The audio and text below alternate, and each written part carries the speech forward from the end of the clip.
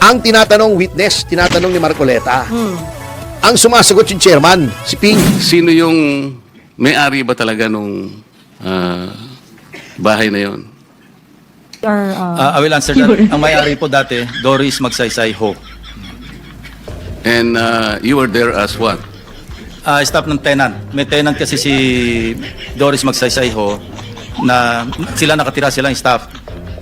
So nung nabenta, existing pa yata yung lease contract, so hindi sila umaalis. Pero pinipilit silang umalis nung bagong owner. And allegedly, ang bagong owner is Martin Romualdez. Yun ang sinasabi. Yun ang sinasabi mo kanina. Di ba? Siyang sumasagot eh. Pinapalusot niya si Romualdez. Itong information is not enough to implicate, not even implicate the former speaker. This is just, we may just consider this as a lead kasi merong connection. But of course, dininay naman ni Carla Diskaya, so let's leave it at that. At lagi niyang dinadagdag eto nakakatawa sa mga taong ito. Lagi niyang sinisingit yung explanation na ay wala namang sapat na ebidensya na yan ay kay Romualdez. Paano magkakaroon ng honest to goodness na Blue Ribbon Committee kung mulat sa laging sinasabi ng Blue Ribbon Committee chairman, walang kinalaman si Romualdez dyan. Meron na siya agad opinion, meron na siyang opinion kung sino mas credible, kay Diskaya, kay Alcantara. Paano ka makakakuha ng patas na investigasyon kung meron ng preordained na conclusion yung chairman? Di ba?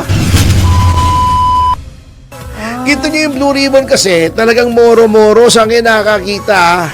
Saan kayo nakakita? Tinatanong ni Congressman Marcoleta, yung witness, yung sa Tamarind Street sa Forbes Park. Oo. Kung sinong may-ari, nakikita daw nila si Diskaya roon. Yung sinasabing bahay ni Ferdinand Martin Romualdez, si Diskaya daw, nakikita nila roon para nag-front daw kay Romualdez. Tinatanong ni Marcoleta kung sinong alam nila na may-ari noong Forbes Park. Saan ka nakakita ang Blue Ribbon Committee? Ang tinatanong witness, tinatanong ni Marcoleta. Ang sumasagot yung chairman, si Ping. Ang haba-haba pa ng sagot. Grabe naman. Napakahaba. Huwag nyo akong paniwalaan. Panoorin nyo yung Blue Ribbon ng Lunes. Di ba? Siyang sumasagot ng tanong. Pinapalusot niya si Romualdez. At lagi niyang dinadagdag eto nakakatawa sa mga taong ito. Paano kang hindi mayayamot? Lagi niyang sinisingit yung explanation na ay wala namang sapat na ebidensya na yan ay kay Romualdez. Hindi porket yung dating may-ari ay yung Romualdez Media Group na nga wala pa ring ebidensya. May nagsasabi na nga na si Romualdez ang may-ari noon nakikita na nga may mga taga roon nga Opo. wala pa ring ebidensya. Paano magkakaroon ng honest to goodness na Blue Ribbon Committee kung mulat sa laging sinasabi ng Blue Ribbon Committee chairman, walang kinalaman si Romualdez dyan. Meron na siya agad opinion, meron na siyang opinion kung sino mas credible, kay Diskaya, kay Alcantara.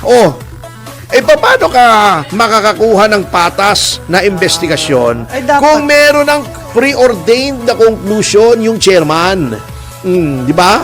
Di siya na humatol. Kaya nga, mag-isa na lang siya, parang si Andy Reyes, yung ICI, di ba? Nasa ICU na. Yung ICI. Kasi naghihingalo na di ba? Ganun. Sinasabi na ni Marcos Jr., ang ICI is near the end of its life. The ICU na. Opo. Ay, ganun. Terminal na. Naghihingalo na. Naka-respirator na. Opo. Yun ang nangyayari. So, wala tayong maasahan sa ICI. Wala naman lumabas na maayos doon puro executive session. Opo. Di ba sinasabi nga natin yung ICI, King Koy. Sabi na.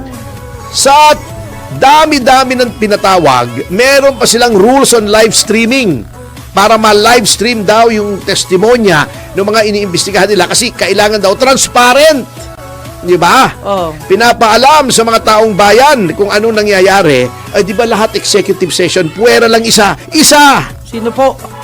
Isa lang ang in-stream nila. Pagkatapos natakot yata sila kasi nakikita ng mga taong bayan yung katotohanan. Ayaw lang ibigay yung katotohanan.